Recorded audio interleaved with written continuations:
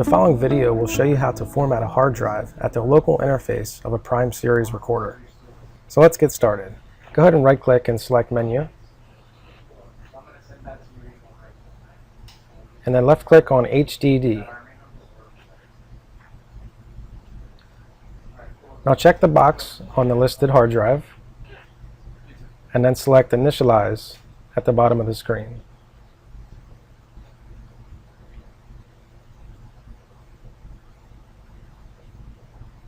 As you can see, it's going through the process of formatting your hard drive.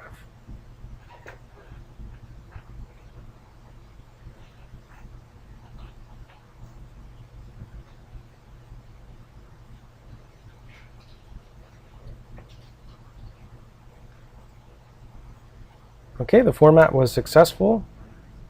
Your status is normal, and you're now ready to record your footage. Thank you for watching.